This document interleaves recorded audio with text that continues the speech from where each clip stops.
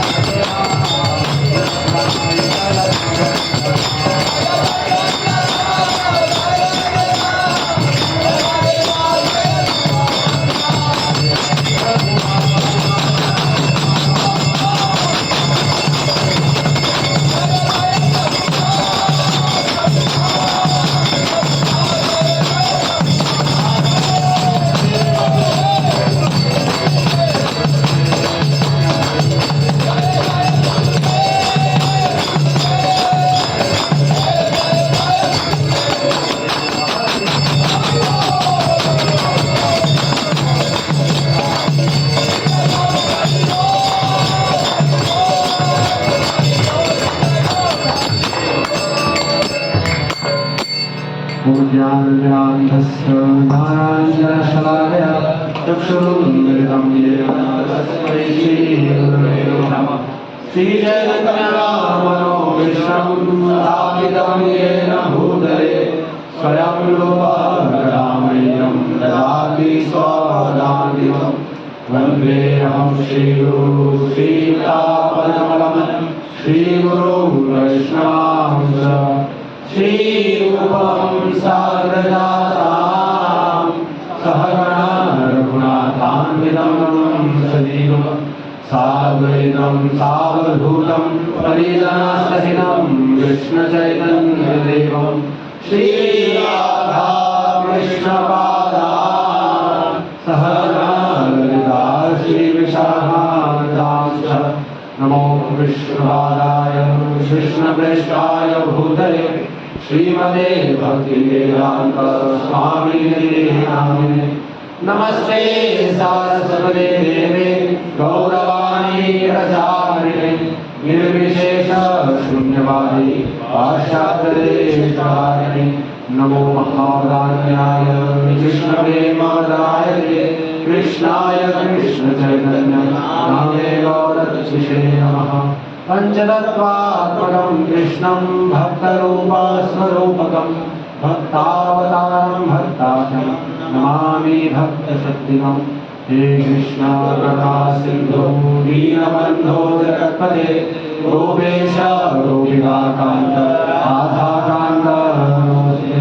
तप्त काञ्चन गौराङ्गी राधे वृन्दावनेश्वरी वृषभानुसुते देवी प्रणमामि हरिप्रिये। आचार्यो भगवान् वदेशतनयः तद्धाम वृन्दावनं रम्या काचिदुपासना वर्गेण या गन्धिता।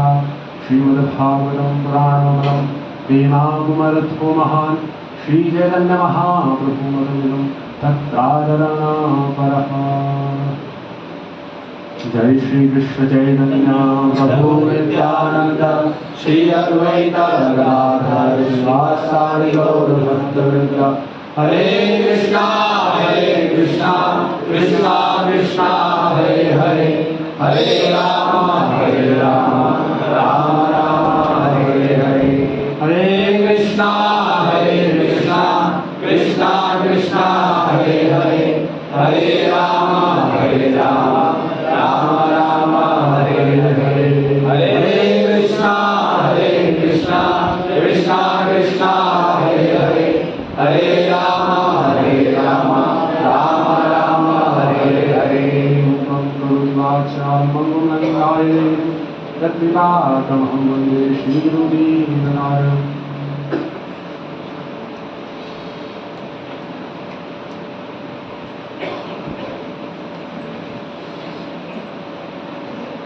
हरे कृष्णा हरे कृष्णा हरे कृष्णा हरे कृष्णा कृष्णा कृष्णा हरे हरे हरे राम राम राम हरे हरे। तो सभी भक्तों का स्वागत है आज के इस शनिवार के साप्ताहिक कार्यक्रम में। तो जैसा कि हम सब जानते हैं कल एक बहुत महत्वपूर्ण दिवस था। बता सकता है कोई कौन सा दिवस था? माता जी प्रभु जी कोई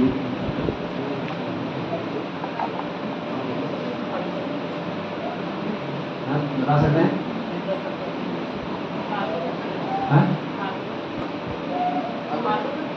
हाँ, भागवत जन्म दिवस। भागवत बेसिकली जन्म नहीं, उसको क्या था उस दिन? भागवत भद्र पूर्णिमा। भद्र पूर्णिमा के दिन भागवतम जो है व्यास देव ने क्या किया था, उस दिन कंप्लीट किया था। उस दिन जो उनका जो राइटिंग है भागवतम लिखना, उस दिन वो कंप्लीट हुआ था भद्र पूर्णिमा के दिन, जो तिथि कल थी। और 27 तारीख को भक्तिविनोद ठाकुर, जो कि सप्तम गोस्वामी के नाम से जाना जाता है, उसमें देखते फोटो है यहाँ पे, प्रभुपाद, देन भक्ति सिद्धांत सरस्वती ठाकुर, उनके बाद देन गौर किशोर दास बाबा जी महाराज, देन उसके बाद है भक्ति विनोद ठाकुर। तो भक्ति विनोद ठाकुर क्या थे? एक गृहस्थ थे हमारी तरफ, जैसे हम गृहस्थ हैं, त्रस्त नहीं थे वो, तो वो गृहस्थ थे। तो उनके कितने बच्चे थे? 10 बच्चे थे। हाँ, हम लोग एक ही में परेशान हो जाते हैं। उनके 10 बच्चे थे और वो क्या थे? वो डिस्ट्रिक्ट मैजिस्ट्रेट थे।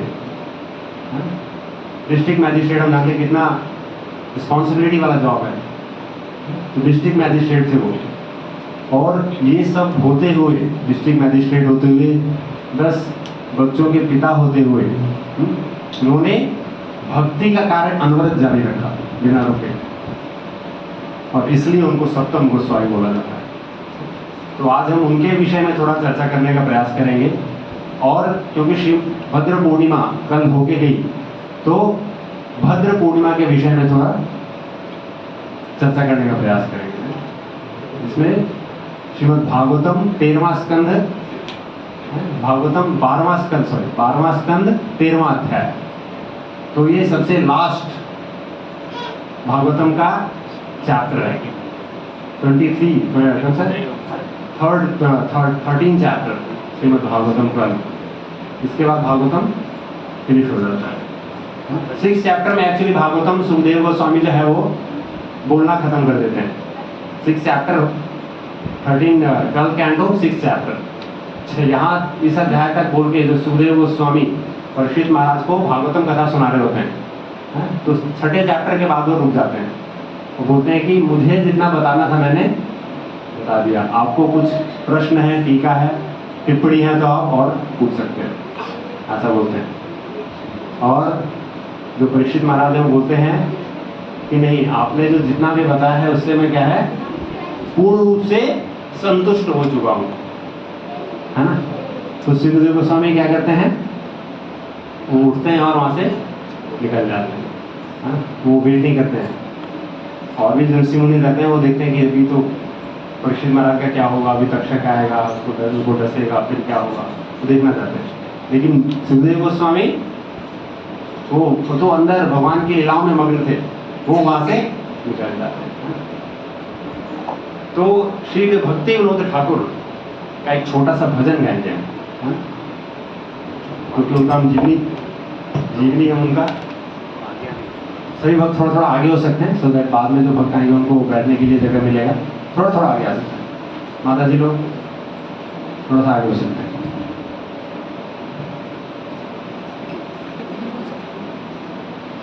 बहुत ही सुंदर भजन है ये, भक्ति विनोद ठाकुर का लिखा हुआ, हम जीव जागो।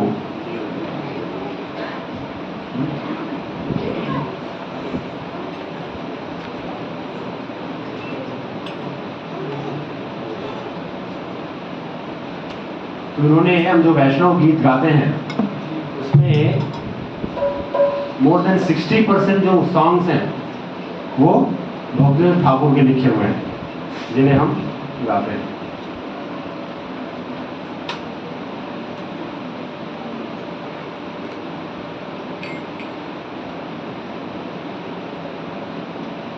एक एक लाइन गाएंगे फिर आप इसे दोहरा सकते हैं। जय श्री भक्ति विनोद ठाकुर की जी जागो, जी जागो, गोरा चांद बोले, जी जागो, जी जागो,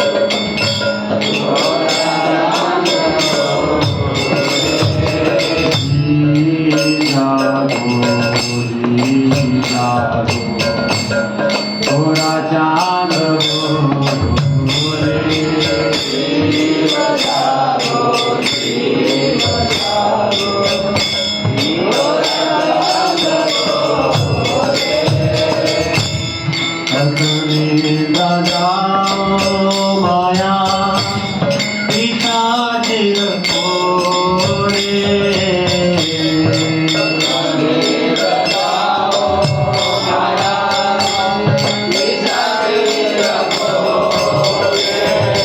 जी जागो, जी जागो,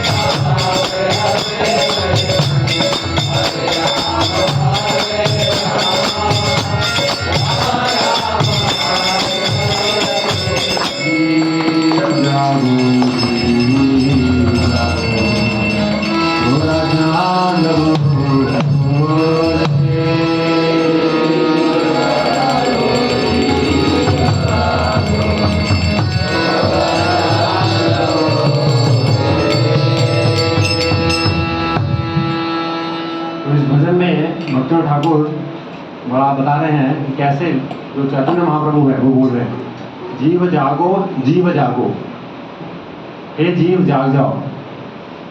तो हम सो रहे हैं क्या अभी? फिजिकली नहीं सो रहे हैं, बेड पे वो सोना नहीं है, लेकिन ये सोना कौन से सोने से जाने को जागने को बोल रहे हैं? जो हम अज्ञान में सो रहे हैं, अज्ञानता के अंधकार में सो रहे हैं। ज्ञान नहीं है हमारे हमें, क्या ज्ञान नहीं है? क्या ज्ञान नहीं है? कि हम भगवान के नित्य दास हैं, वो ज्ञान नहीं है। क्योंकि हमें पता रहता है हम उस स्तर पे कार्य करते।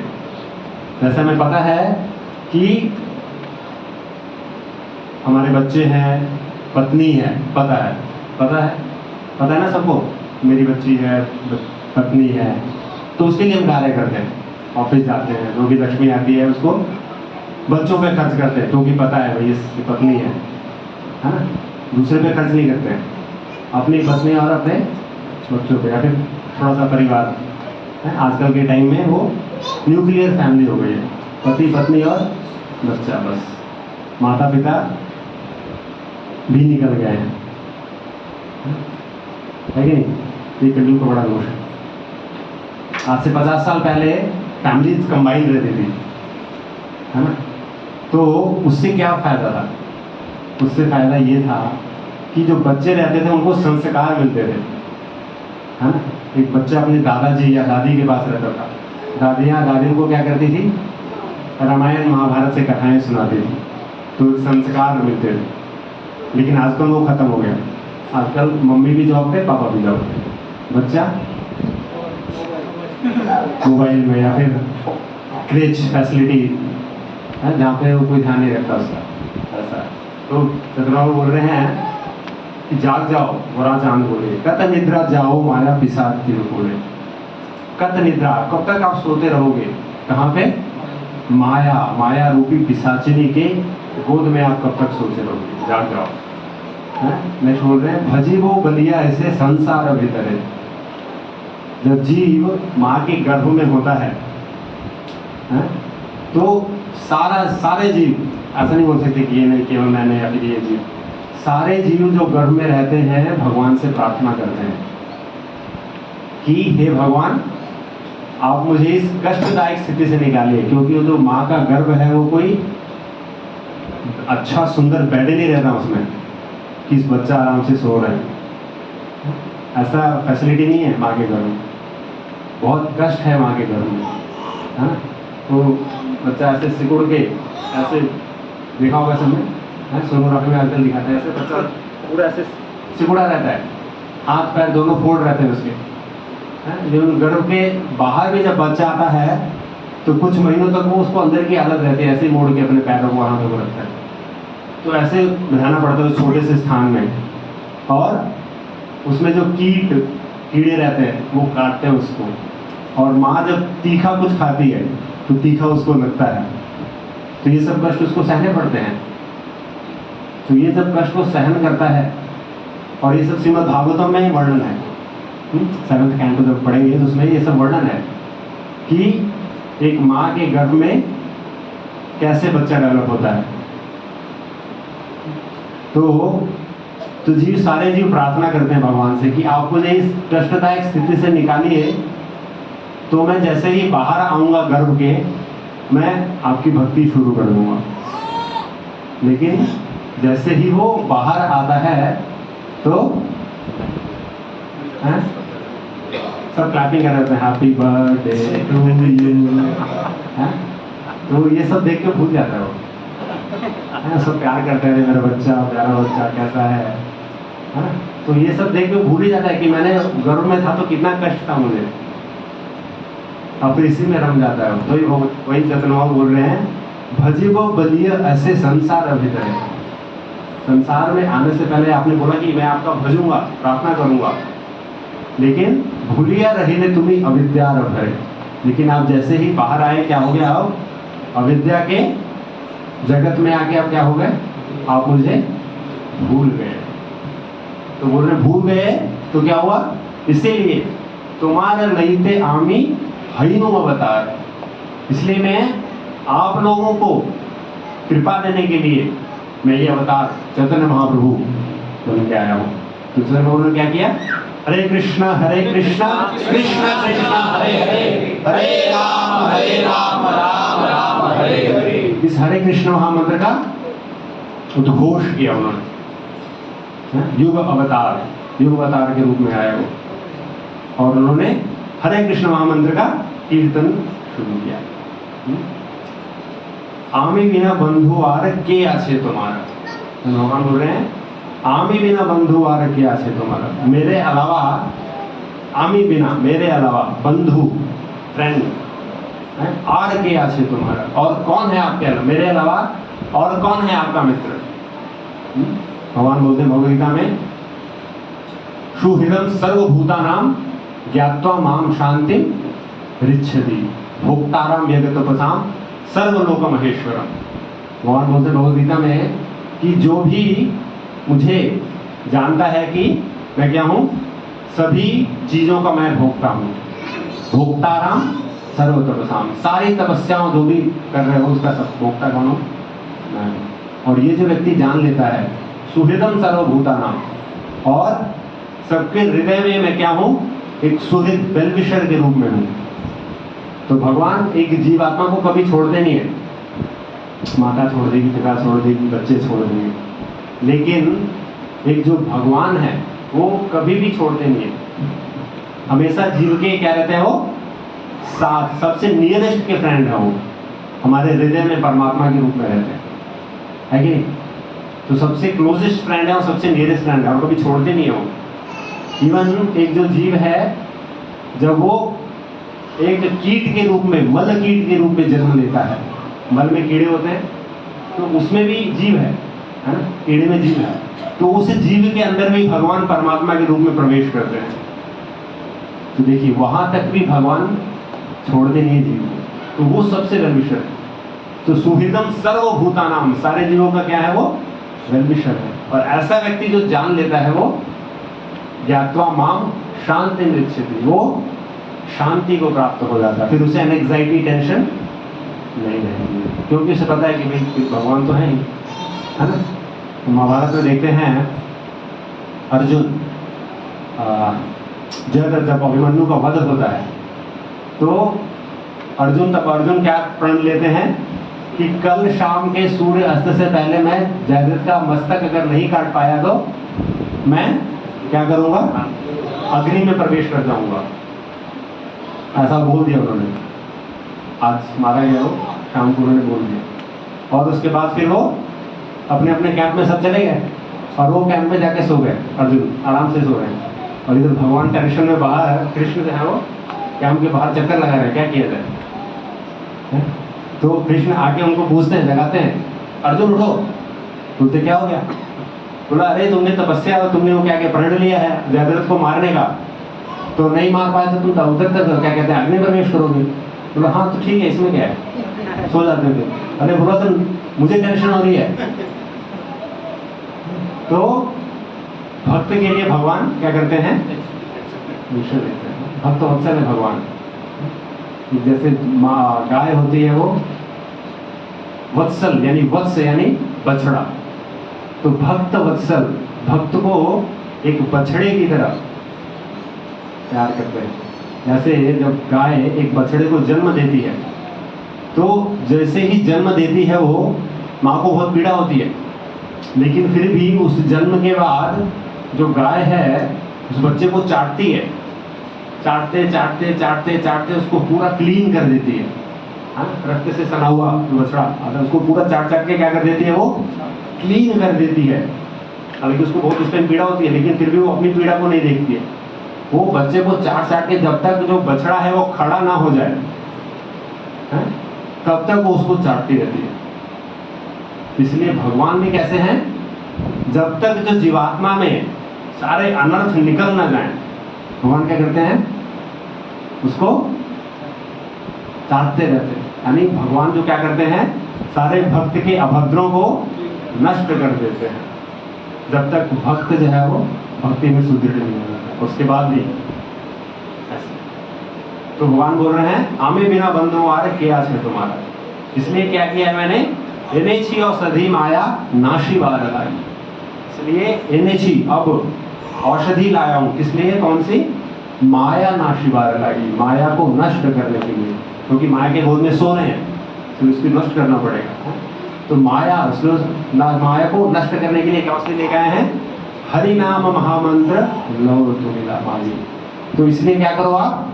हरे कृष्णा कृष्णा कृष्णा हरे हरे, हरे राम राम राम हरे हरे। तो ये जो हरे कृष्ण महामंत्र है, ये क्या करो आप? मांग लो मुझसे। तो चैतन्य महाप्रभु को औधार्य अवतार बोला गया है, यानी औधार्य यानी सबसे कृपालु अवतार। कोई कास्ट, कोई रिलीजन, कौन से धर्म का है व्यक्ति, वो कुछ विचार नहीं किया उन्होंने।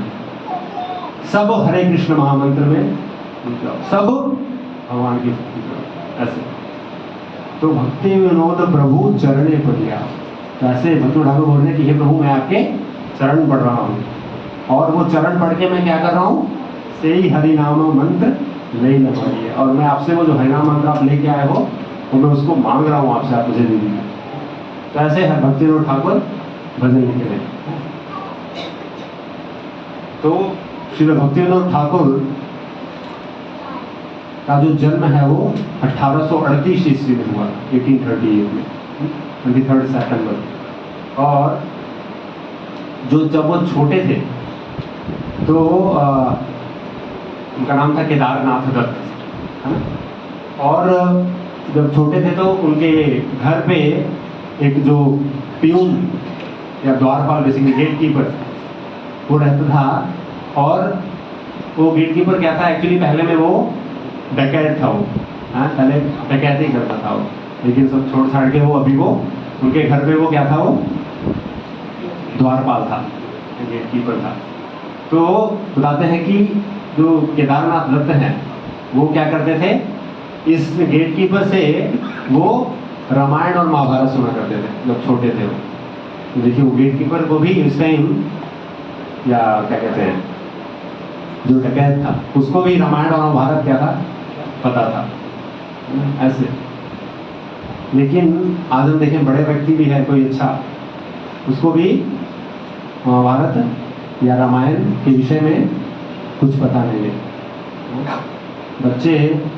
बच्चों को एक्टर्स के नाम पता है, यहाँ के बच्चे ऐसे कभी आते नहीं, तो उनको हीरो हीरोइंस के नाम पता है, लेकिन उनको पूछा जाए कि भी रामायण में कौन कौन पात्र हैं थोड़ा बताइए तो नहीं बता पाएंगे। प्रैक्टिकल है, आप जो बच्चे हैं वो अपने क्लास में पूछ सकते हैं जाके, उनको कितना आंसर मिलेगा बाद में बता सकते हैं।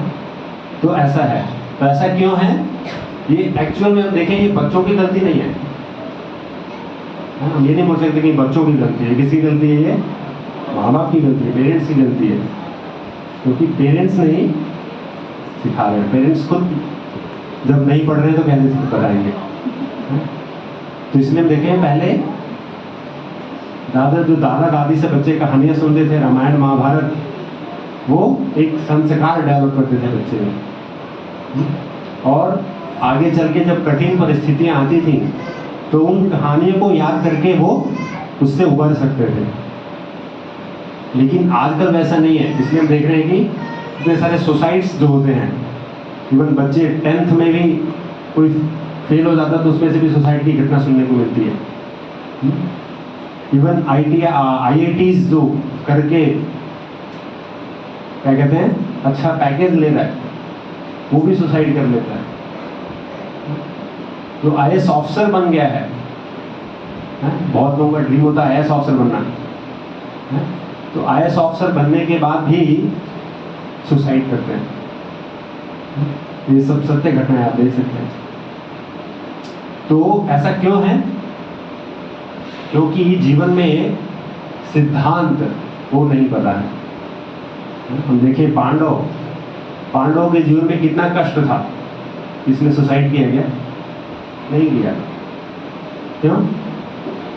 क्योंकि वो भक्त थे, उन्हें पता था सुहृदम सर्वभूतानाम, इस भगवान क्या है उनको आजकल की नहीं कि भाई ये खत्म तो सब खत्म, अभी फेल हो गया तो अभी क्या करूंगा आगे, मैं सोच के वो उधर ही एंड नहीं हो जाती थी लाइफ, नेक्स्ट लेवल, है ना। तो जो केदारनाथ दत्त है वो इनसे कहानियां सुना करते थे बचपन से। और उनका जो क्या कहते हैं इंटरेस्ट तो थोड़े बड़े हुए तो इंग्लिश में बहुत इंटरेस्ट था उनको, तो इंग्लिश भी सीखा उन्होंने, है ना। क्योंकि उस टाइम ब्रिटिशर्स तो की बात है, ये 1800 की बात चल रही, 1838-39, उस टाइम ब्रिटिशर्स थे, है? तो उनको इंग्लिश भी उन्होंने सीखा, बंगाली तो थे ही, बंगाल में जन्म हुआ था उनका, तो बंगाली आती थी, संस्कृत पढ़ते थे।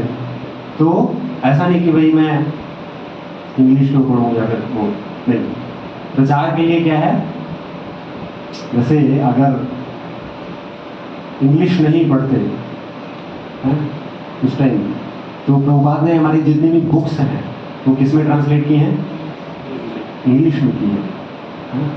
तो अगर ऐसा बोलते कि नहीं इंग्लिश किसने पढ़े, हम तो हिंदी ही पढ़ेंगे, है ना?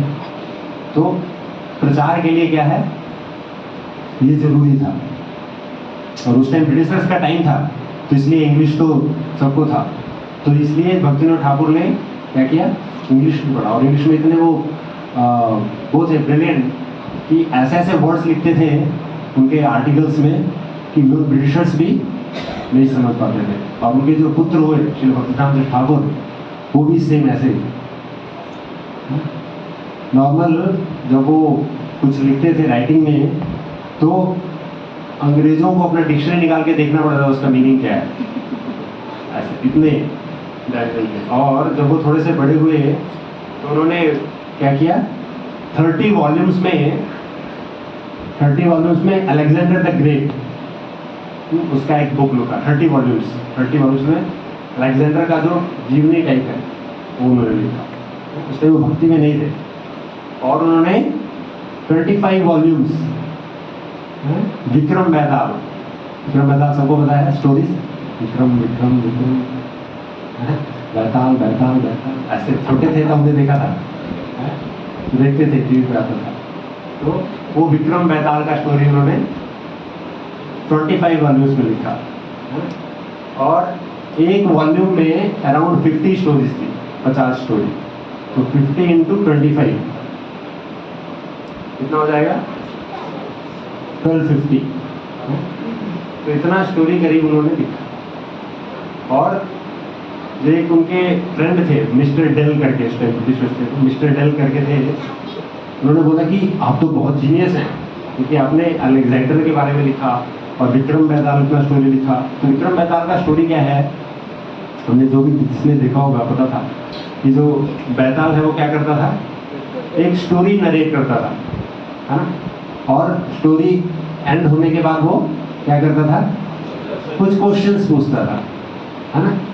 तो उसने भी जो भी स्टोरी सुना विक्रम ने, उसको सुनने के बाद उसको एनालाइज करके आंसर देना होता था।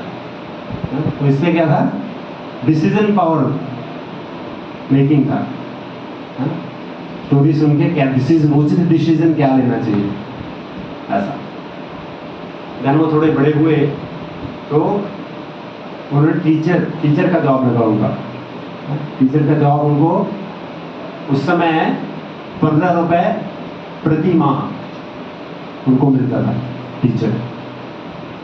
देन उन्होंने फिर कुछ शुगर मिल, अपने जो चीनी मिल है उनमें भी काम किया, हायर पोस्ट। देन वो जो राजा राम मोहन राय थे उस समय, वो भी काफी इनसे इंटरेस्ट थे, भक्तिविनोद केदारनाथ दत्त से, है ना। देन उसके बाद फिर वो डिस्ट्रिक्ट मैजिस्ट्रेट बने, है ना।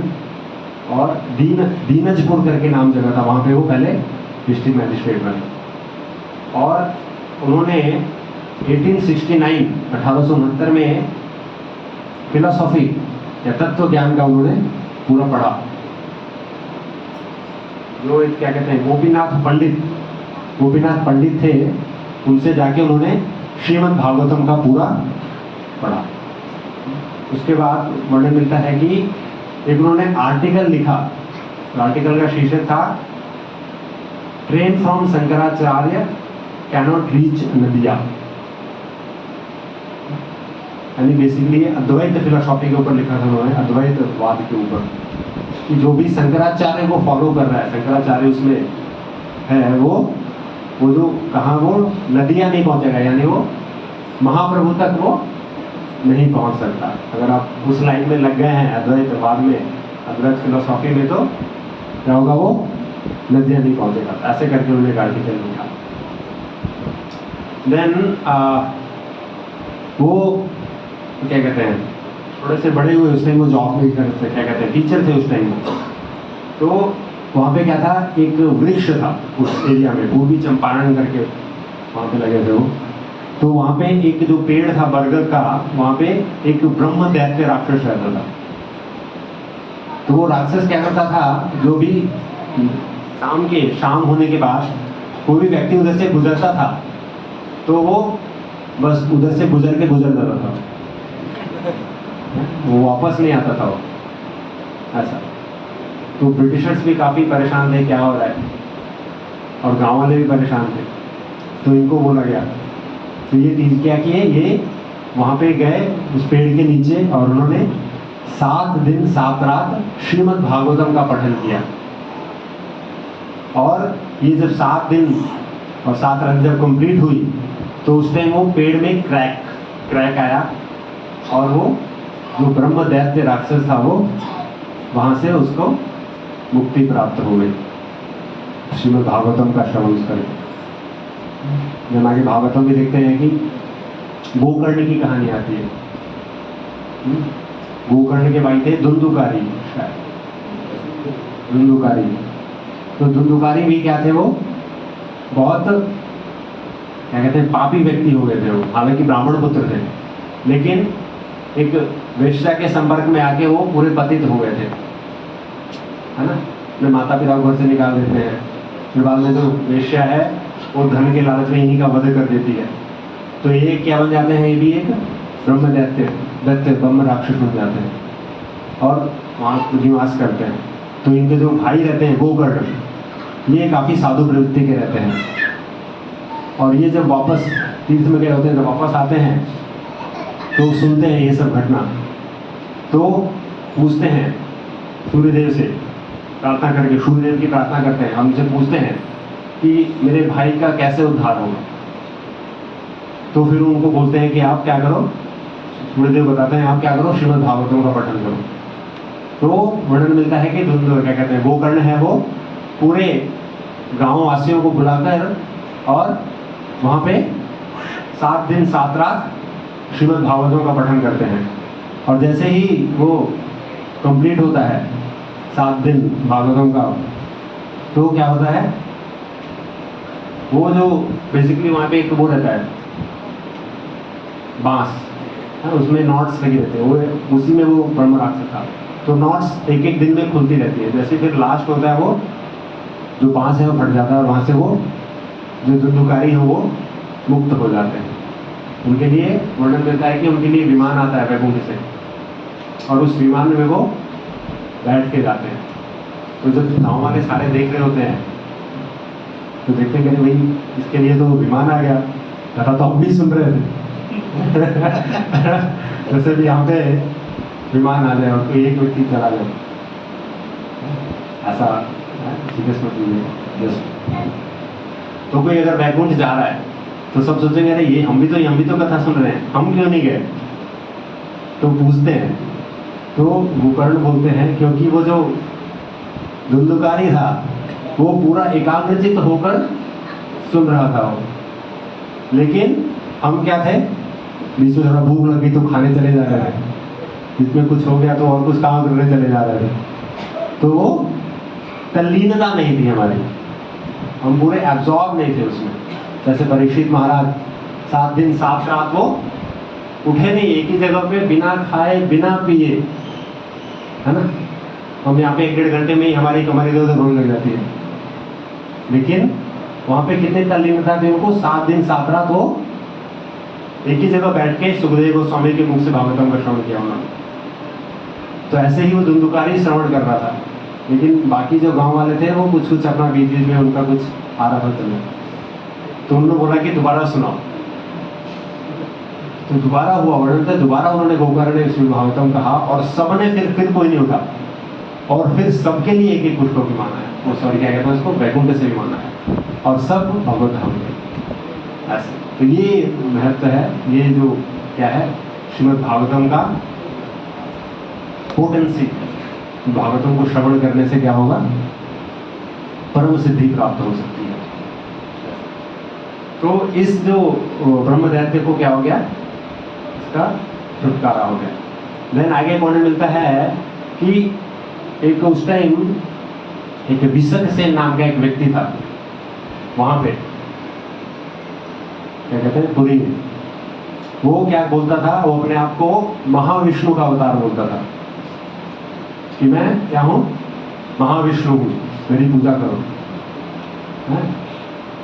तो ऐसे ही एक और किसी दूसरे गांव में कोई व्यक्ति था, बोलता था मैं नारायण हूं, मेरी पूजा करो। बोलता है कि और कोई व्यक्ति था, वो बोलता मैं बलराम हूं, तो ऐसे हल भी लेके घूमता था वो। तो तो ये जो बिसक सेन था ये अपने आप को महाविष्णु बोलता था, है ना। और फिर और इसको सिद्धि प्राप्त थी, बहुत सारी सिद्धि। जो सिद्ध लोग है, ऊपर के लोगों में जाएंगे, महर लोग, सिद्ध लोग, तपोलोक, जल लोग।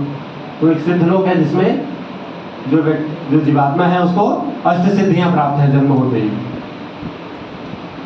उसी प्रकार से जो व्यक्ति था बिसक सेन, उसको कुछ सिद्धियां प्राप्त थी, है ना। जैसे किसी को बीमार को व्यक्ति को ठीक कर देना है, या फिर एक वर्णन मिलता है कि एक बार कोई महिला मृत थी, उसने उसको जीवित कर दिया, ऐसे। तो ऐसे करके अपने आप को भगवान बताता था वो।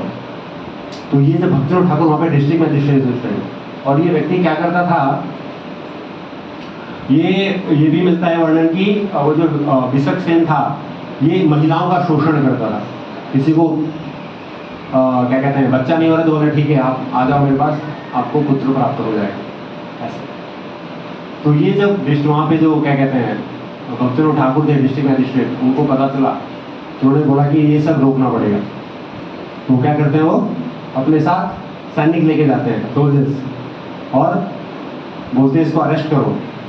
भक्तिनाथ ठाकुर तो एकदम स्ट्रांग थे, लेकिन जो सैनिक को पता था भाई इसमें क्या पावर है, तो सैनिक थोड़े डर रहे थे, थोड़े हिचक रहे थे। तो बोला नहीं पकड़ो। तो वो जो बिसक सेन था उन्होंने बोला, जैसे केदारनाथ दत्त है, बोला कि आ जाओ केदारनाथ दत्त, अंदर आ जाओ। मतलब वो बताना चाहता है कि मुझे आपका नाम पता है। तो वो बोलता है कि आप मुझे क्यों अरेस्ट कर रहे हो, हम एक साथ मिल जाते हैं और जो भी होगा हम आधा आधा करेंगे, बांटेंगे। तो भक्तिनाथ ठाकुर नहीं, आते ऐसा कुछ हो सकता है। तो वो ठाकुर नहीं, ऐसा नहीं होगा। तो वो सैनिकों को बोलकर जबरदस्ती उसको अरेस्ट करवाते हैं। और इसका तांत्रिक शक्ति इतना था, बेसिकली ये तांत्रिक था, तो इसने अपनी तांत्रिक शक्ति से क्या करता है, भक्तिनाथ ठाकुर के पूरे परिवार को क्या करता है, वो बीमार कर देता है। उनमें से उनकी एक लड़की रहती है, उनकी हालत बहुत सीरियस हो जाती है। उनकी पत्नी कहती है क्या कर रहे हो आप छोड़ दो उसको। लोग भी जो और वहाँ पे साथ में रहते हैं बोलते हैं आप छोड़ दो इसको, तो बोलते नहीं छोड़ो। तब तक क्या होता है, एक कोई ब्राह्मण आता है भक्तिनाथ ठाकुर के पास और बोलता है कि ये जो तांत्रिक है इसकी शक्ति क्या है, इसके बालों में छुपी हुई है। देखते पहले तांत्रिक क्या कहता है, अपनी शक्ति कहीं तो छुपा देते हैं, है ना। पिक्चरें देखी होंगी पुरानी, कोई अपनी शक्ति किसी तोते में डाल देता है, तो तोते में रहती है। ऐसे ही वो जो बिसक सेन था उसकी शक्ति कहाँ थी, उसके बालों में थी। तो जो ब्राह्मण ने बोला कि आप इसको क्या करो, इसका केश कर्तन कर दो तो सब ठीक हो जाएगा। तो उसको जबरदस्ती पकड़ के उसका केश क्या करते हैं, काट ही देते हैं मुंडन। और जैसे ही वो केस उसके कतरते हैं तो क्या होता है, वो क्योंकि उसकी शक्ति उसी में थी वो पूरा डाउन हो जाता है, और इधर उनका जो बेटी है वो भी ठीक हो जाती है। और ये क्योंकि इसकी शक्ति पूरी क्षीण हो जाती है, ये कुछ दिनों बाद वो क्या हो जाता है, वो मर जाता है। तो ऐसे तो बिसक अपने भक्तिनाथ ठाकुर डरते नहीं थे। आज हम देखेंगे उनके पुत्र भक्तिनाथ ठाकुर वो भी डरते नहीं थे, सिंह गुरु के नाम से जाने जाते हैं, लॉयन।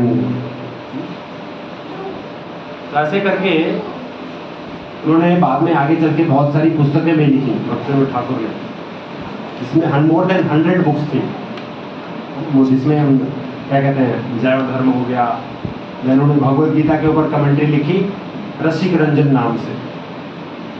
देन उन्होंने 1886 में एक प्रेस को इस्टेब्लिश किया, चैतन्य प्रेस करके। और उस एक साल प्रेस को इस्टेब्लिश करने के एक साल में इतना उन्होंने बुक्स प्रिंट किया, इतना बुक्स प्रिंट किया कि वो इतना बिजी थे उसमें कि उनको क्या बाद में थोड़ा सा हेडेक हो गया। और हेडेक हो गया तो उन्होंने सैरिडोन नहीं लिया, हेडेक होता तो सैरिडोन मंगा लेते दुकान से। उन्होंने क्या किया, उन्होंने जीव गोस्वामी जो तत्व आचार्य हैं उनसे प्रार्थना किया कि जीव गोस्वामी मैं आपके इस तत्व का प्रकाशन कर रहा हूँ, तो कृपया कीजिए ये मेरा सरदर्द हटा दीजिए सो मैं अच्छे से सेवा कर सकूं आपकी। तो उनका सरदर्द ठीक हो जाता है। ऐसे ही एक बार जो वृंदावन गए होते हैं, वृंदावन में जब रहते हैं तो वृंदावन में उनकी क्या होती है, थोड़ी फीवर आ जाता है उनको बहुत तेज। तो वो क्या करते हैं, उस टाइम भी वो प्रार्थना करते हैं भगवान से, श्याम सुंदर से, कि आप क्या कीजिए, ये मेरा जो बुखार है इसको आप पोस्टपोन कर दीजिए। आप आगे पोस्टपोन कर सकते हैं, मैं ये सेवा कर पाऊँ यहाँ पे जिसलिए आया हूँ प्रचार के लिए, वो मैं कर पाऊँ, आप उसको बाद में दे दीजिए। तो फिर अगले दिन उनका बुखार गायब हो जाता है और वो फिर 3 महीने वहाँ पे रहते हैं और अच्छे से वहाँ पे सेवा करते हैं। और फिर जब वापस इधर कलकत्ता जाते हैं तो वहाँ पे फिर वो बीमार पड़ते हैं। ऐसे तो अपने कर्मों को पोस्टपोन कर सकते हैं, ऐसे आचार है। तो बेसिकली वो वर्णन देता है कि वो कमल मंजिरी थे यहाँ आध्यात्मिक जगत में, गोलोक वृंदावन में वो कमल मंजिरी के नाम से श्रीमती राधा, भगवान कृष्ण, राधा रानी की 8 सखियाँ, ललिता, विशाखा जिसमें है। देन ललिता के नीचे कौन है, रूप मंजिरी, मेन मुख्य मंजिरी कौन है, रूप मंजिरी। और देन इनके नीचे फिर आती है, इसमें एक है कमल मंजिरी। तो ऐसे फिर वो यहाँ पे आते हैं। तो ये पूरे क्या थे, वो महान भक्त थे, नित्य सिद्ध थे। लेकिन वर्णन मिलता है कि 1872 में, 1872 में इन्होंने श्रीमद् भागवतम पूरा पढ़ा गोपीनाथ पंडित द्वारा। देन जीव गोस्वामी के 6 संदर्भों को पढ़ा। देन भक्ति रसामृत सिंधु पढ़ा। देन प्रणय रत्नावली पढ़ा, गोविंद लीलामृत, इतनी सारी पुस्तकें पढ़ी केवल 1 साल में। हम एक भागवतम को पढ़ने में वर्षों लग जाते हैं, भगवद गीता को पढ़ने में 2-3 वर्ष निकल जाते हैं, भागवतम तो 5-6 साल निकल जाएंगे। लेकिन उन्होंने 1 वर्ष में इतने सारे बुक्स पढ़े।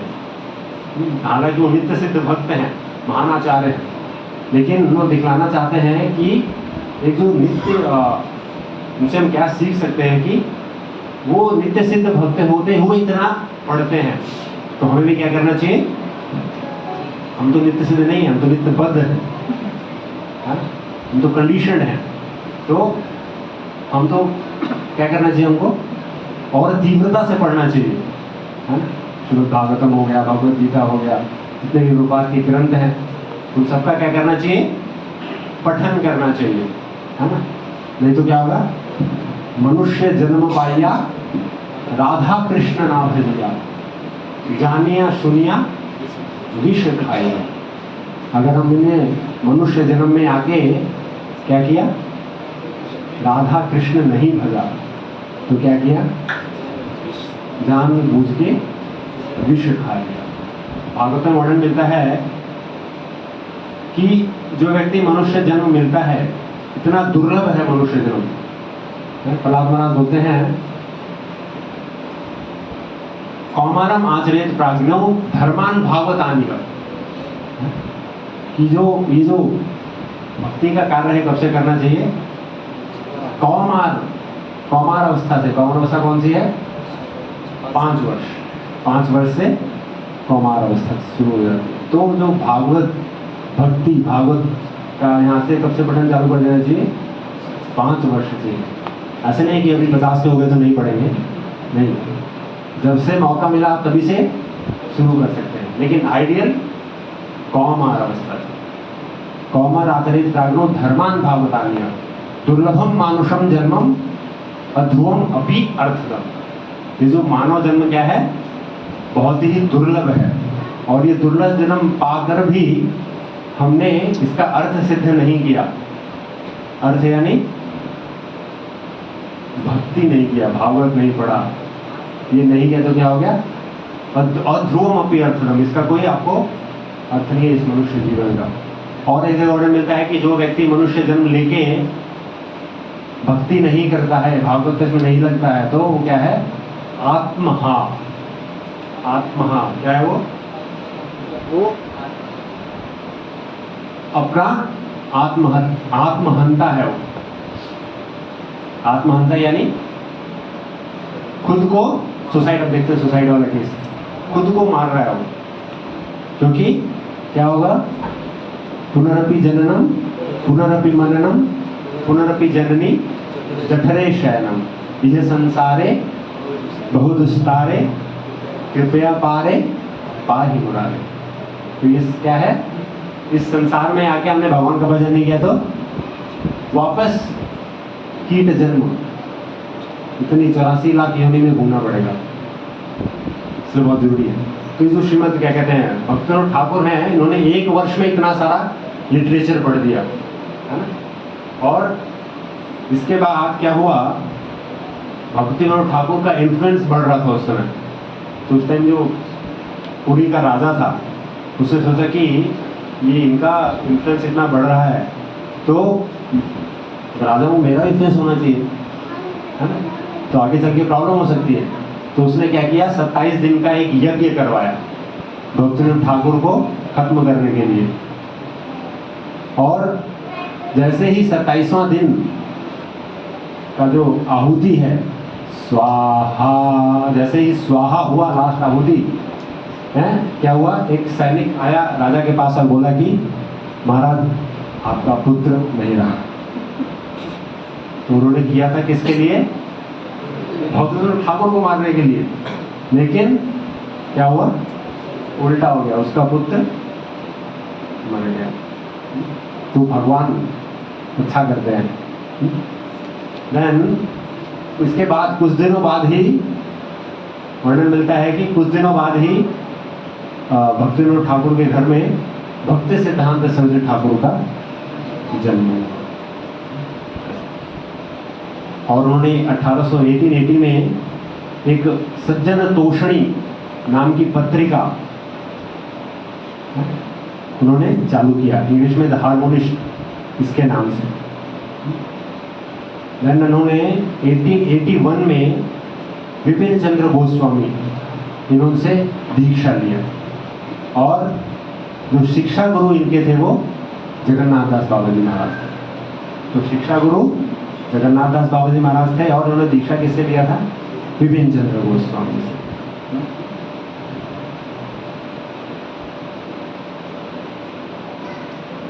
तो ऐसे एक बार क्या हुआ, इनको मलेरिया हो गया था। तो अभी तो मलेरिया का मेडिसिन आ गया है ना, क्लोरोक्विनिन करके आप मेडिसिन लेंगे तो कुछ दिनों तक लेंगे तो वो आपका मलेरिया भाग जाएगा। लेकिन उस टाइम नहीं था, मलेरिया से बहुत लोगों की मृत्यु हो जाती थी। नहीं, तो उन्होंने क्या किया, जब मलेरिया हुआ तो उन्होंने 45 डेज 45 दिनों तक केवल गाय का दूध पिया, और उस गाय के दूध पीने से ही उनको क्या हुआ, उस मलेरिया रोग से मुक्ति प्राप्त हो गई, ठीक हो गए उससे। देन जो इनका मुख्य योगदान है भक्तिविनोद ठाकुर का, तो सबसे जो मेन योगदान है वो क्या था, श्री चैतन्य महाप्रभु की जन्मभूमि को खोज निकालना। क्योंकि उस टाइम किसी को, जैसे अभी तो हम जाते हैं मायापुर में, पता चलता है ये चैतन्य महाप्रभु का जन्मभूमि है, प्रणाम कीर्तन वीर्तन सब होता है। लेकिन उस टाइम ऐसा नहीं था। उस टाइम किसी को पता ही नहीं था कि चैतन्य महाप्रभु का जन्म स्थान कौन सा है। कुछ लोग बोलते हैं कि गंगा के ईस्टर्न घाट पे है, कुछ बोलते थे कि नहीं वेस्टर्न घाट पे है। तो भक्तिविनोद ठाकुर जो उस टाइम डिस्ट्रिक्ट मैजिस्ट्रेट थे, वो क्या करते हैं, पूरे चार्ट्स निकलवाते हैं पीछे ओल्ड सारे, और चार्ट्स निकाल के शास्त्रों के हिसाब से एक वर्णन मिलता है चैतन्य भागवत में। वहाँ पे क्या श्लोक आता है, नवद्वीपे मध्य मायापुर स्थान जहाँ जन्मिले श्री गौरांग भगवान। तुमको पता चलता है कि मायापुर के मध्य में कोई स्थान है, वहाँ पे चैतन्य महाप्रभु का जन्म हुआ है। तो वो पूरा मैप्स मंगाते हैं और पूरा मैप स्टडी करते हैं, और पूरा स्टडी करने के बाद वो एक जगह मार्क करते हैं सेंटर में, अंतर्द्वीप सुबह सेंटर में मध्य। तो उनको सोचते हैं कि यस यहीं पे होना चाहिए। और फिर वहाँ पे जब वो जाते हैं तो देखते हैं वहाँ पे जगह क्या रहती है, वो जगह एक्चुअली मियाँपुर थी उस समय है। तो मायापुर से उन्होंने मियाँपुर कर दिया था, तो मियाँपुर थी। तो और बाद में वहाँ देखा उन्होंने कि वहाँ पे बहुत सारी तुलसी मंजरियाँ लगी हुई थी एक स्थान पे, पूरा तुलसी गार्डन टाइप था वहाँ पे, और वहाँ पे एक नीम का पेड़ भी था। उनको पता चला कि यस ये हो सकता है, हालांकि वो महाभागवत हैं, परमहंस हैं, वो बोल सकते थे कि यस ये है, लेकिन वो सोचते हैं कि किसी परमहंस का स्टैम्प लगना चाहिए, बोलना चाहिए किसी ने से कि हाँ ये है। तो उस टाइम वो क्या करते हैं, वो जगन्नाथ दास बाबा जी के पास जाते हैं। तो जगन्नाथ दास बाबा जी उस टाइम 140 वर्ष की अवस्था में होते हैं, और इतने वृद्ध, हम देखते फोटो में देख सकते हैं गोस्वामी के बाद जो हम फोटो देख रहे हैं, जो ऐसे पूरे ऐसे झुक के ऐसे बैठे हुए हैं, वो कौन है? वो जगन्नाथ दास बाबा जी महाराज। तो उनके पास जाते हैं। हाँ? उस टाइम इतने 140 वर्ष के इतने वृद्ध रहते हैं कि जो आईलिड्स हैं, जो पलकें हैं, वो भी वो खोल नहीं पाते थे, इतनी शक्ति नहीं थी उनके इसमें। उनका एक सेवक था बिहारी करके, वो कुछ होता तो बोलते थे बिहारी को, तो बिहारी उनकी दोनों पलकों का ऐसे पकड़ता था ऐसे, और फिर वो कुछ देखते थे, फिर बंद ऐसे। तो ये अवस्था थी।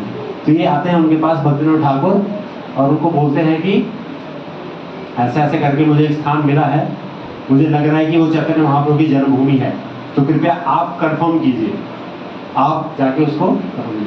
तो उनका जो बिहारी सेवक है जगन्नाथ दास महाराज को टोकरी में लेके जाते हैं, टोकरी में देखते हैं सब्जियाँ बिकती हैं पहले, अभी भी इधर मछलियाँ बिकती हैं टोकरी में।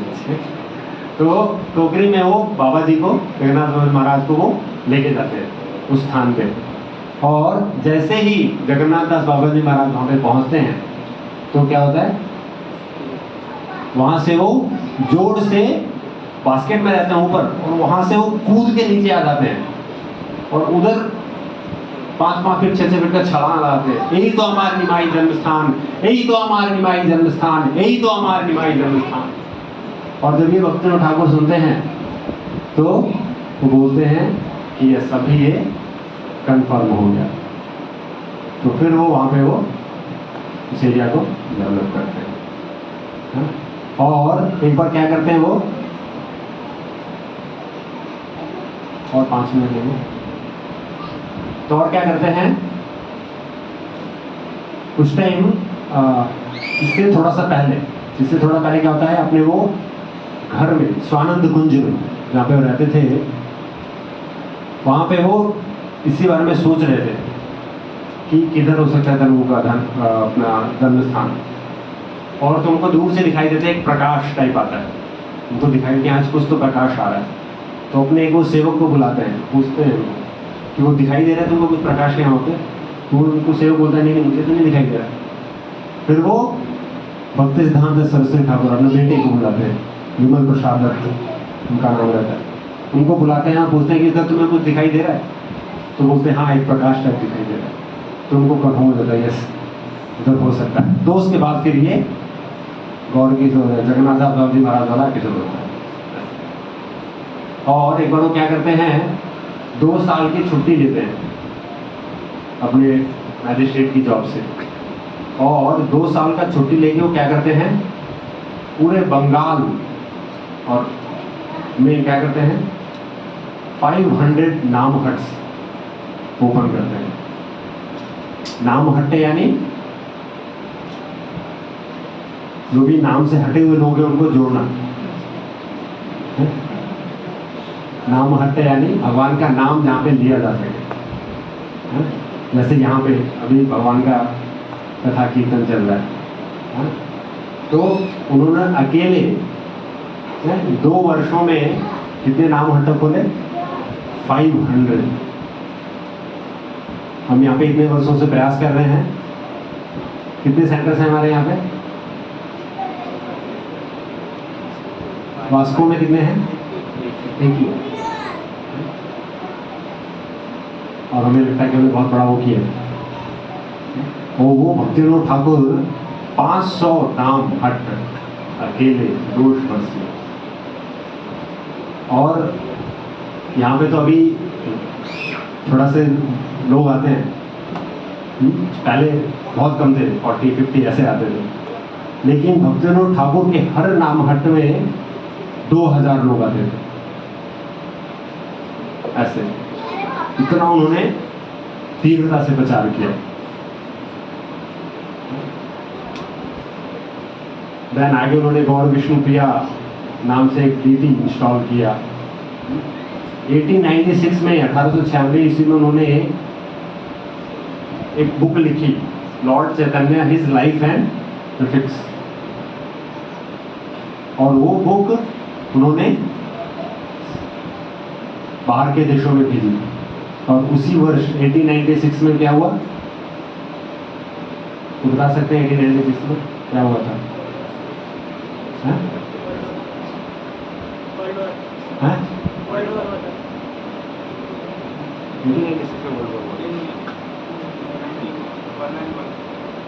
1896 में क्या हुआ था? हाँ?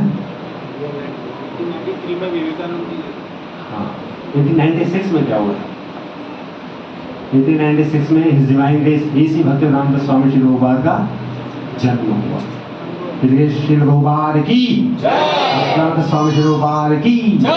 तो उसी वर्ष श्री प्रभुपाद का जन्म होता है, जिस वर्ष ये जो बुक है भक्तिवेदांत ठाकुर चैतन्य महाप्रभु को लिखते हैं और इसको विदेश में भेजते हैं 1896 में। ऐसा देन एक उस टाइम जानते हैं कि हम अंग्रेज ऑफिसर थे, तो एक ऑफिसर थे सर विलियम ड्यूक करके, वो इनको बाद में मिलते हैं और इनसे काफ़ी क्षमा मांगते हैं और बोलते हैं कि हम आपसे काफ़ी क्षमा मांगते हैं। तो उन्होंने बोला भक्तिवेदांत ठाकुर ने कैसे आप क्षमा मांग रहे हैं? उन्होंने नहीं, हमने आपके प्रति बहुत अपराध किया है इसलिए आपसे क्षमा मांग रहे हैं। उन्होंने बोला कौन सा अपराध किया आपने? तो उन्होंने बोला कि आप जब एज ए डिस्ट्रिक्ट मैजिस्ट्रेट थे तो हम आपको जानबूझ के ऐसे केस दे देते तो सॉल्व नहीं हो, जिससे बहुत डेंजर हो, सो दैट आपका कुछ तो हो जाए, और हम चाहते थे कि आपका प्रमोशन ना हो, है ना? आज बहुत सी हम देखते हैं कोई दूसरे के प्रमोशन से क्या होता है, जल जाता है, उसको सोचता है कि इसका कैसे डिमोशन हो सो दैट मेरा प्रमोशन हो। ऐसे ब्रिटिशर्स को सोच रहा था, सोचते थे कि कैसे इनको हम प्रमोशन ना होने दें, लेकिन वो विलियम ड्यूक बाद में बोलते हैं कि आपका प्रमोशन इंग्लैंड से आ जाता था। बोला भक्तिवेदांत ठाकुर को केदारनाथ दत्त को प्रमोट करो ऊपर, ऐसे। तो वो वर्णन मिलता है कि केदारनाथ जो भक्तिवेदांत ठाकुर थे, एक अंग्रेज जो जज है वो एक दिन में 5-6 केस सॉल्व करता था, लेकिन Bhaktivedanta Thakur as a DM district magistrate ये एक दिन में 150 केस खत्म कर दिया करते थे। सोचिए, कहाँ 6 केस और कहाँ 150 केस। और जो ब्रिटिशर्स एम्पायर था, ब्रिटिश गवर्नमेंट थी, वो इतना प्रभावित थी कि इनके घर तक इन्होंने रेलवे लाइन बिछाई थी, सो दैट इनको घर से टांगा करके नहीं आना पड़े, डायरेक्ट क्या करें, ट्रेन में बैठे और डायरेक्ट ऑफिस जो कोर्ट में। ऐसे इतने प्रभावशाली व्यक्ति थे भक्तिवेदांत ठाकुर, केवल ब्रिटिश एम्पायर में नहीं, वैष्णव समाज में भी काफ़ी प्रभावित थे। 1887 में 1887 ईस्वी में इनको भक्ति विनोद के नाम से सम्मानित किया गया। नाम इनका क्या था? केदारनाथ दत्त। लेकिन 1887 में जो वैष्णव समाज है उन्होंने उनको भक्ति विनोद दिया उपाधि, और ठाकुर क्योंकि वो लीडर एज ए लीडर काम करते थे, और श्रील भक्ति विनोद ठाकुर। श्री यानी राधा रानी, ल यानी लीला में सहयोग, तो श्रील यानी राधा रानी की लीलाओं में, भगवान की लीलाओं में जो सहयोग करते हैं कमल मंजरी के रूप में, तो श्रील भक्ति विनोद ठाकुर। तो ऐसे इनको 1887 में बताया गया। तो काफ़ी प्रभावशाली थे, ब्रिटिश गवर्नमेंट प्रभावित थी, लोकल जो लोग हैं वो भी प्रभावित थे, वैष्णव समाज प्रभावित था। और जब ये ऑफिस जाते थे तो कंठी माला, तिलक, ये सब लगा के जाते थे, और सोचते थे कि ऐसा दिन वो कब आएगा कि जब सारे बाहर के देशों से लोग हैं, चीन से, फ्रांस से, अमेरिका से, आएंगे लोग और मायापुर में हरे कृष्णा कृष्णा कृष्णा हरे हरे, हरे राम राम राम हरे हरे, इसका एक साथ मिलके कीर्तन करेंगे।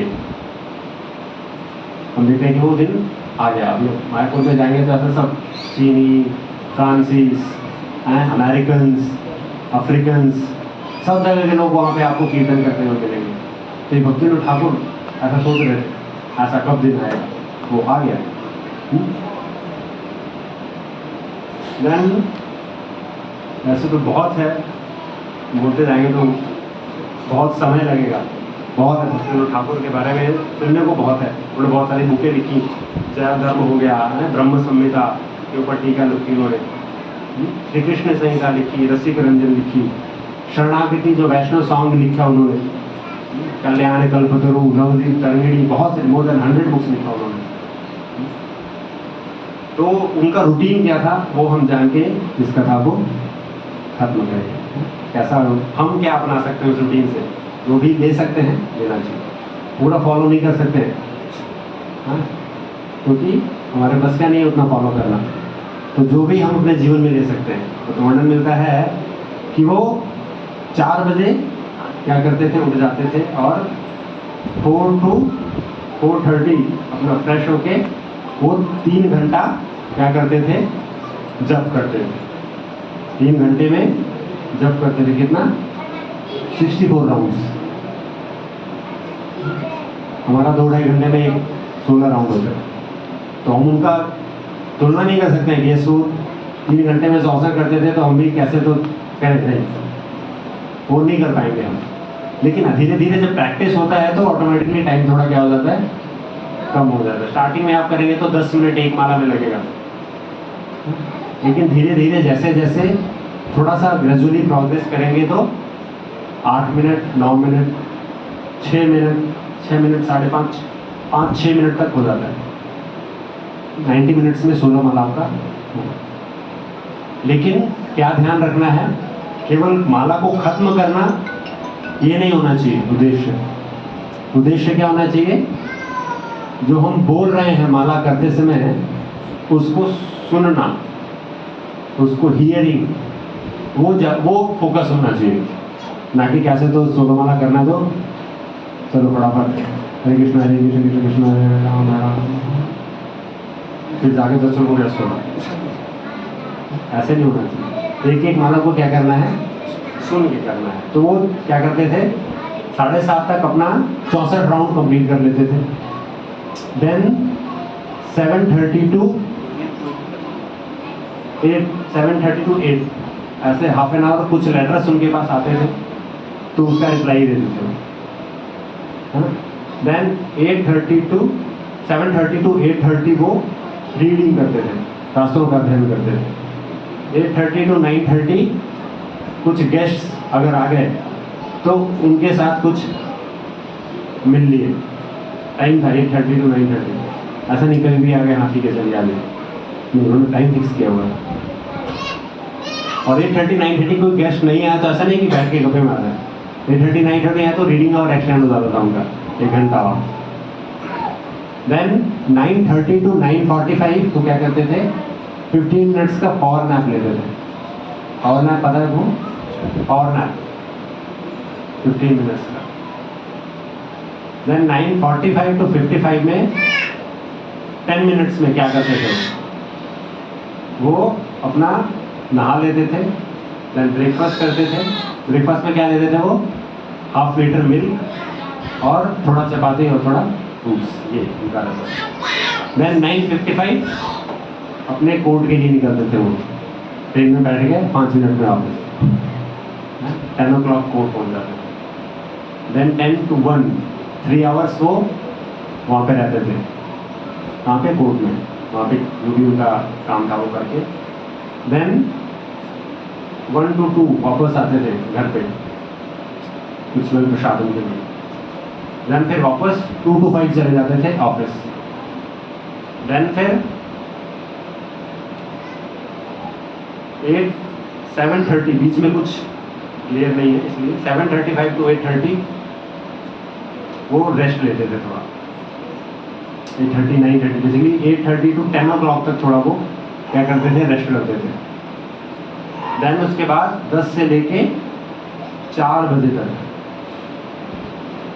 10 से लेके 4 बजे तक क्या करते थे वो, ऑयल लैंप्स, उस टाइम तो लाइट नहीं था, तो लैंप्स के नीचे वो क्या करते थे, बुक्स लिखते थे। देन फिर 4 o'clock फिर वो मॉर्निंग वाला रूटीन, 4 to 4:30 फ्रेश हो गए, देन फिर जब तो हार्डली 2 या 2.5 घंटे वो सोते थे। तो वो कर सकते हैं क्योंकि वो महान आचार्य हैं। प्रभुपाद देखें, प्रभुपाद भी 2 घंटे सोते थे, 10 से 12:30 या 10:30 से 12:30 ऐसे करके, 12:30 बजे उठ के फिर 4 बजे तक प्रभुपाद बुक्स लिखते थे। बाद में डिक्टाफोन हुआ तो डिक्टाफोन पे डिक्टेट करते थे। उसके बाद फिर 4 से 6 बजे तक अपना माला करते थे। 6 बजे के बाद फिर थोड़ा वॉक के लिए जाते थे।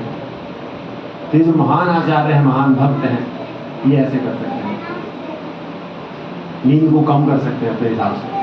लेकिन ऐसा नहीं कि ये आज हम 12 बजे तक काम किया तो कल 4 की जगह कल 6 बजे उठेंगे और फिर माला और थोड़ा लेट होगा, ऐसा टाइम से। तो हम इसमें से जो जो अपना सकते हैं, एटलीस्ट ब्रह्म मुहूर्त में उठने का प्रयास कर सकते हैं, 4 साढ़े 4। एक साथ नहीं होता तो जो 5-6 बजे उठता है वो थोड़ा सा हाफ एन आवर कर सकता है, 5:30 उठ सकता है। जो 7 बजे उठता है वो थोड़ा सा हाफ एन आवर 6:30 कर सकता है। तो ऐसे धीरे धीरे करके थोड़ा सा शेड्यूल हम अपना चेंज कर सकते हैं। तो ऐसे करेंगे और फिर जो ABCD प्रभात ने बताया है, एसोसिएशन, भगवान भक्तों का संग हो गया, बुक्स रीडिंग हो गई, माला जप हो गया, प्रसाद हो गया, जो भी हम खा रहे हैं, जो भी ले रहे हैं, वो भगवान को भोग दिखा के खाएं। तो भगवान को भोग दिखाएंगे तो क्या होगा, वो शुद्ध हो जाएगा, प्रसाद बन जाएगा। नहीं तो उसमें बहुत पाप तत्व हैं। वो क्या होगा, भुंजन्ते त्वे अघम पापा ये पचन्ति आत्म कारणा। वो क्या होगा, बहुत सारे पापों कर्म को इकट्ठा कर रहे हैं। हम कुछ बहुत अच्छे कार्य कर रहे हैं, बहुत अच्छे कार्य कर रहे हैं, बहुत समाज में बहुत अच्छा कार्य कर रहे हैं, लेकिन भगवान को भोग दिखा के नहीं खा रहे हैं। तो हम ये नहीं बोल सकते कि भाई मैं तो बहुत वो पाप कर्म लग रहे हैं आपको, क्योंकि भोजन कराने पाप कर्म लगता है। तो भगवान को जब ऑफर करते हैं तो भगवान पाप कर्म को क्या करते हैं, ले लेते हैं और प्रसाद के रूप में ले लेते हैं। तो ऐसा करने से वो पाप कर्म नहीं लगता है।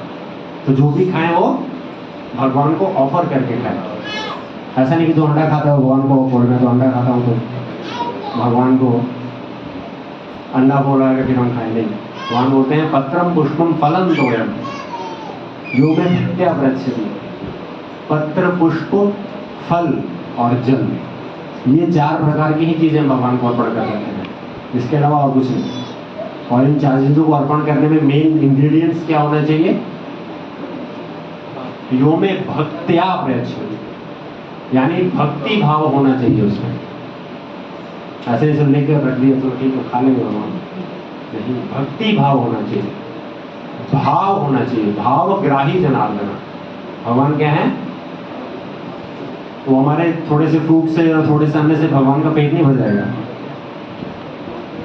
है? लेकिन जो भाव है, भगवान भाव को देखते हैं। जैसे कोई बच्चा है, वो अपने माता पिता का जब जन्मदिन होता है तो पापा से ही पैसे लेता है वो, और कुछ गिफ्ट खरीद के लेके आता है ना, और पापा को या मम्मा को गिफ्ट देता है। तो उससे क्या होता है, पिताजी क्या हो जाते हैं, खुश हो जाते हैं, क्योंकि वो ये नहीं देखते कि बच्चा क्या गिफ्ट लेके आया, तो देखते हैं कि इस बच्चे के पीछे भाव क्या है, किस भाव से गिफ्ट दे रहा हो। तो वो भाव को देख के माता पिता खुश हो जाते हैं। तो ऐसे भगवान है, भगवान भी हमारे भाव को देखकर प्रसन्न हो जाते हैं और फिर वो प्रसाद के रूप में दे देते हैं। तो ये सब जब हम सारी चीजें धीरे धीरे करेंगे तो निश्चित रूप से क्या होगा, भक्ति में प्रगति करेंगे, है ना। और मेन तो हमने टॉपिक आज लिया ही जो लेना था, ग्लोरी ऑफ श्रीमद् भागवतम, भागवतम की महिमा। तो जस्ट इसका ट्रांसलेशन मैं पढ़ देता हूँ। क्योंकि इतना समय नहीं है। तो वर्णन मिलता है श्रीमद् भागवतम के 12वें स्कंद के 13वें अध्याय के 13वें श्लोक में 12, 13, 13, 12, 13, 13 क्या वर्णन मिलता है? प्रोष्ठपद्याम पौर्णमाश्याम हेम सिंहास समन्वितम ददाति यो भागवतम स याति परमाम गतिम। प्रोष्ठपद्याम यानी भाद्रपद का मध्य, भाद्रपद चल रहा है अभी, भाद्रपद की पौर्णमास्याम पूर्णिमा को, कल पूर्णिमा थी 29 है, तो भाद्र मास की पूर्णिमा को हेम सिंह समन्वितम, हेम यानी गोल्डन, हेमांगो भगवान का गौर सुंदर का नाम क्या है? हेमांगो, गौरांगो, हेमांग यानी गोल्डन, हेम सिंहासनम समन्वितम यानी एक गोल्डन के अपने सोने के सिंहासन पर अगर भागवतम को रख के क्या किया जाए? ददाति यो भागवतम, ददाति यानी दान दिया जाए। भद्र पूर्णिमा के दिन सोने के सिंहासन पर रख के अगर ये भागवतम को दान दिया जाए तो क्या होगा? स याति परमाम गतिम, ये जो व्यक्ति जो दान देगा वो क्या होगा? उसको परम गति प्राप्त हो जाएगी। परम गति क्या है? गोलोक धाम, भगवान के धाम में चला जाएगा वो, ऐसा। तो ये भागवतम के दान की महिमा है। ऐसा नहीं कि इसमें हेम सिंहासन, जैसा क्यों बोला गया है, वर्णन करते हैं ऐसा। देखिए जो सूर्य है वो इस टाइम क्या करता है? सिंह राशि में प्रवेश करता है, हेम सिंहा समन्वितम। तो सूर्य क्योंकि सिंह राशि में प्रवेश करता है, और सूर्य क्या है? सूर्य को एक राजा बताया गया है ना। तो इसी प्रकार जो सूर्य सारे नक्षत्रों में राजा है, उसी प्रकार ये जो भागवतम है ये क्या है? पुराना नाम इदम था। भागवतम में मिलता है कि जिस प्रकार निम्नगा नाम यथा गंगा, इस प्रकार नदियों में गंगा सबसे श्रेष्ठ है। देवा नाम अच्युतो यथा, सारे देवताओं में भगवान अच्युत वो सबसे श्रेष्ठ हैं। वैष्णव नाम यथा शंभु, जो शंभु हैं, जो शिव हैं, वो सारे वैष्णव में श्रेष्ठ हैं। उसी प्रकार पुराना नाम इदम तथा, सारे पुराणों में श्रेष्ठ कौन है? श्रीमद् भागवतम। इसलिए क्योंकि वो श्रेष्ठ है, उन्हें सिंहासन पर बिठाना चाहिए और फिर दान देना चाहिए। तो भद्र पूर्णिमा के दिन जो भी व्यक्ति जुड़े के सोने के सिंहासन बन करे, सोने का सिंहासन हृदय में बना सकते हैं। फिजिकली तो कलयुग में पॉसिबल नहीं है सोने का सिंहासन बनाना, तो क्या कर सकते हैं हम? हृदय में भाव ला सकते हैं, और उस भाव से जब हम भागवतम का दान करेंगे तो क्या होगा? परमाम गति। तो श्रीमद् भागवतम को दान देना चाहिए। स्पेशली भद्र पूर्णिमा का ही महत्व है। वैसे तो किसी भी दिन दे सकते हैं, भद्र पूर्णिमा का वेट नहीं करना है कि एक साल बाद जब आएगा तो तभी मैं दूंगा किसी को, नहीं, कभी भी दे सकते हैं। लेकिन इस दिन का एक महत्व है, जैसे एकादशी के दिन दान देने का अलग महत्व है, उसी प्रकार भद्र पूर्णिमा के दिन भागवतम को दान देने का महत्व। बहुत बहुत धन्यवाद। हरे कृष्णा कृष्णा कृष्णा हरे हरे, हरे राम राम राम हरे